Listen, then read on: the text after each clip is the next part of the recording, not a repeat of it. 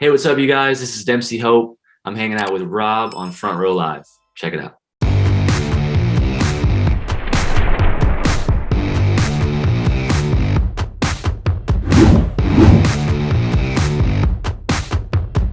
Congratulations with the new release for your new single On My Mind. I like one thing that really caught my attention with this song in particular is your lower register. Like you have that one down, and I feel like lower register is like the hardest to be able to navigate comfortably. Talk to me about that lower register and kind of discovering that for your vocal range. Yeah, thank you, man. I really appreciate that. I weirdly enough feel like when I write naturally, I write like under my breath in that lower tone. And then when it's time to perform the lyrics and the melodies that I've written, it's like kind of a decision then and there, like whether or not it sounds good where I wrote it, like I haven't spent this much time, or if it needs like that energy to push it up and go like, I haven't spent this much time thinking about a shorty and so it's like in a weird way more of the natural tone for me. It's like what comes off the bat, and then I push myself to find those higher registers to bring a different level of energy at times. But yeah. Now, the fact that that is your comfortable like zone in your vocal range, how does that kind of impact the not necessarily the sonics, but like the pockets that you kind of have throughout the song? Absolutely. It's for me, I've always found that I have so many different inspirations from all over the map. So like my low register, I believe, really brings out the like rhythms really easily for me, and I'm able to just like bounce around like those verses and like da da da da da da da da da da da da da, like it's just like really natural, and that's like a lot of the like early hip hop and like rap influences that I had growing up, listening to like stuff that like my brother was playing for me, being like 8 years older than me in the early 2000s and whatnot, you know.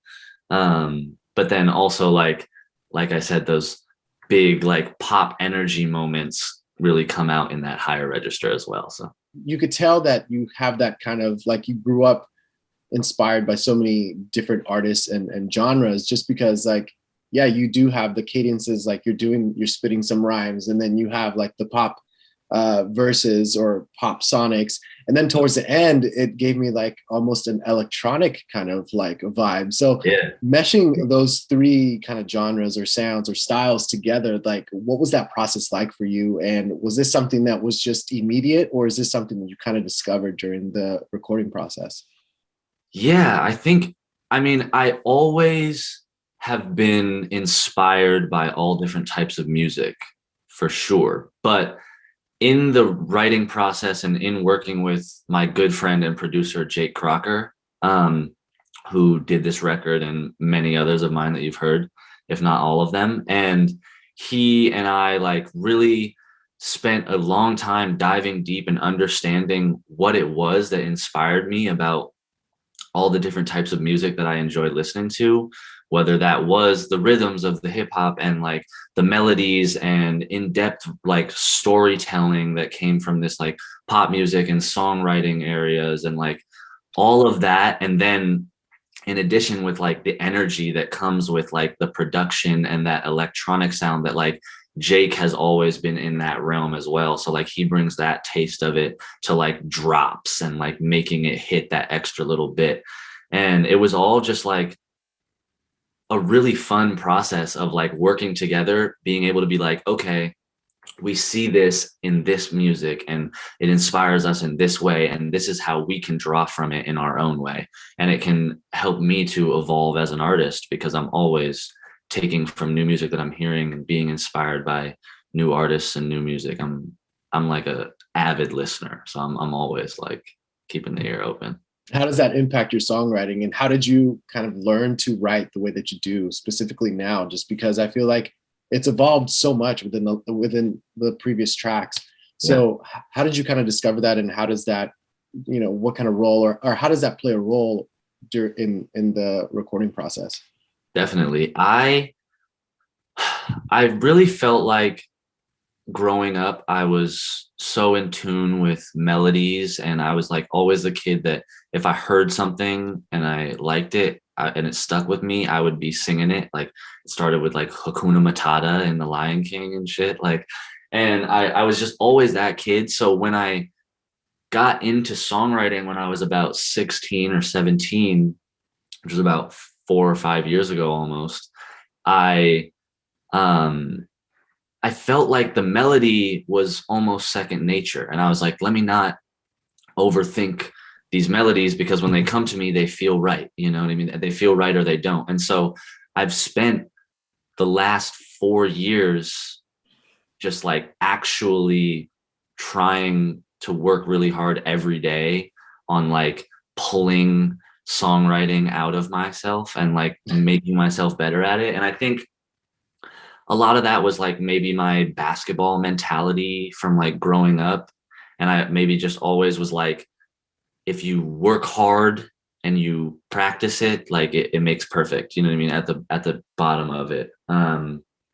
So I don't know. I think the best like tip that I could give for like learning how to write songs and like learning how to do the things that inspire you is just like doing them a lot, you know, and like actually putting the time in was beneficial for me. So as you mentioned, Jake is pretty much a constant producer for you, especially for this upcoming debut album. So as you guys continue to work on new material, and specifically for this record, how does Jake make you kind of step out of your comfort zone? Because I feel like when you're working with the same producer over and over, it's sometimes just too comfortable. So how does he change the dynamics up within every song that you guys kind of record? Absolutely. I think that a lot of that comes naturally from us just like wanting to be different with everything that we do. And so it's like we don't go into the studio and be like, today we're going to make this type of song. It's like we just every day that we sit down, it's just like, let's make a song. You know what I mean? And it's like sometimes it can go like, hey, what have you been listening to? What are you inspired by? You know what I mean? Like, and I'll be like this, and then it's like a starting point of, if anything, and it's like, okay, well, maybe we can do this because it reminds us of this. Or but I think in terms of getting me out of my comfort zone, and the thing that has stuck with me the most that Jake has pushed me to do is honing in my songwriting on specific details, like as specific as you can get, you know. And like I always keep this one in the back of my head. It's not like in any of my songs or anything, but I just always think about like the difference between reaching your hand out and opening the door, as opposed to like reaching your hand out and you look closely and you can see that the doorknob is gold plated and it's just silver underneath, but you can see the gold plate getting scratched off. And it's like that type of detail makes you feel in a different way, like you're in that room, really feeling this music and understanding the situation differently. Having that kind of attention to detail, as the artist, I feel it's different from it coming from the producer, just because I feel like for the artist there, you know, if you're already married to this particular lyric or this particular sound, and then but the producer thinks otherwise, how does that balance happen? Do you let ego get in front of you, or do you listen and test it out before you kind of decide whether it's going to work or not? Yeah, I think honestly, Jake and I got to such a place with our relationship and the chemistry that we had working together that I'll say, first of all, I don't think that there were many times where we did butt heads, because I like honestly, like I would say in the process of us working so far, like it's been so crazy that it's like I do my thing and like he helps to complement it, and he helps to like make this edit here with this word when it fits.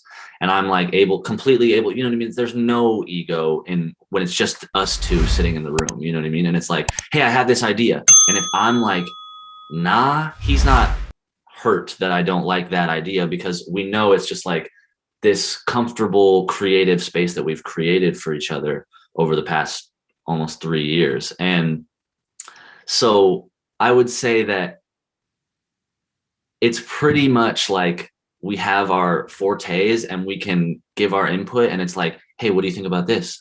And it's like, oh yeah, dope. Or I was thinking more this way, and let's hear it out. And then it's like, it all just kind of comes together naturally, which is the best way, we always feel like. With this upcoming debut album that you guys are working on, Yep. What is the identity of I and You? Is this something that you knew from the start of the writing process, or is this something that you kind of discovered as you started to record some of the songs for the record? I think that's a great question. We had made like 5, 6 tracks, and then and with nothing. Like, it was like we weren't making an album, we weren't doing this, we weren't doing that. It was like we were just making songs together. And at that point, I think there was 6 done, and I knew that I wanted to like find a base. I was like, okay, cool, these songs are really coming together. And I took a step back and like conceptualized it all in my head, because one of those things that we were pushing, and like, it was like, what inspires you when you listen to music? And like, one of those things for me, one of the big things was, I want to have an album that makes so much sense. Like, I want it to be cohesive, top to bottom story, but also like have its moments and be like singles and songs that people can hold on to for their own special reasons. But like, I just knew that I wanted to tell a story, you know what I mean? Because that's like what I was hearing when I listened to Rubber Soul by the Beatles, and like Pony by Rex, and a bunch of like all my Frank Ocean albums that I'm obsessed with and love. So I was like really trying to pull that out of myself. And I took this step back after we had made 5 or 6 records. And I was like really, really thinking about what these records meant to me and how they could tell a story. And it ended up coming together to tell this story of introspection and finding yourself and understanding who you are. And that's the I side of the album. And understanding what you have to offer in a healthy way to a relationship before you're able to focus on you, this girl that you has caught your attention and is the center of your infatuation. So that's the essential narrative of the album, and it's my pride and joy. I'm so excited to be able to be gearing up to share it with everybody. What would you say has been the biggest challenge in making this record happen so far?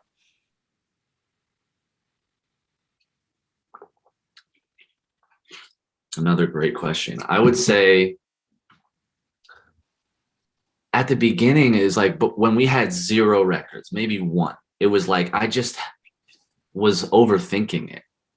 I had no way of like comprehending how I could put together like a piece of art and like something that made sense cohesively. And it was always just like seemed so far out of reach. So I would say the very beginning was the hardest part of the process, and like trying to get over that like first hump that's like, I can't do this. I there's no way I'm going to be able to like put together all of these and like find all the right puzzle pieces. But yeah, it was a hard one to get over, but here we are. So So far as you're getting the experience of working on a debut album, do you feel like you like the process more of working on singles, or do you like the process more of working on a record?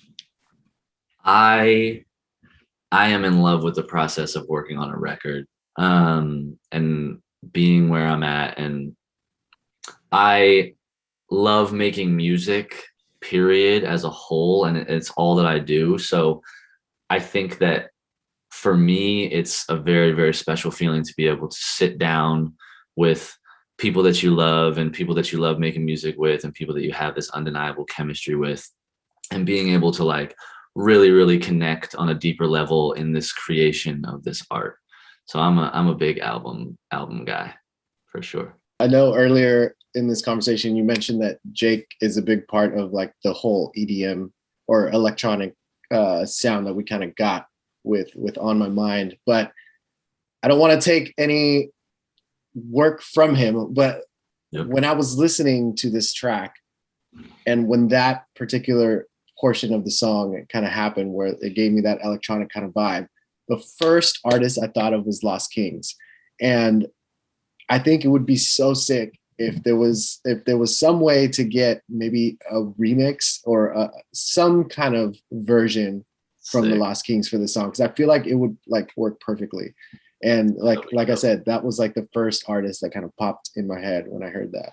I love it. I love the remix vibes. I think the song would be perfect for it too. Yeah, seriously. Totally. Seriously. So, Totally. I mean, food for thought. So, Yep. Yep. I love it. I love it. Now, lastly, to close us off, man, this song, like I said, your lyricism is like incredible, and I feel like it's been a journey to kind of get to where you're at today. Was there a particular lyric in this song that kind of challenged you, or you didn't even think was going to even make it into the song?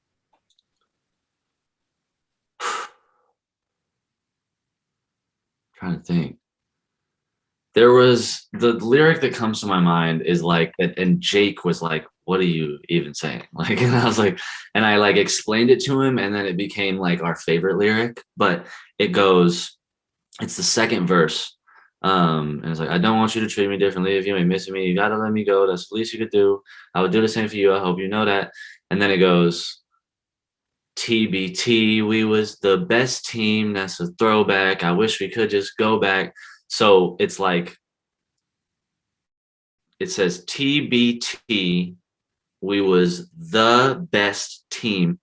That's a throwback. So it's also like, it's like the throwback Thursday, but then it's also like abbreviating the best team that we were as like a couple. So it was kind of like just like a lot, but I really loved the like wordplay of it. So I pushed for it to stay. Damn. Okay. Another collaboration that just popped in my head. Sick. Quinn 92, because his wordplay is also insane. So the fact that you kind of just mentioned 92's new album dude, recently, it's incredible.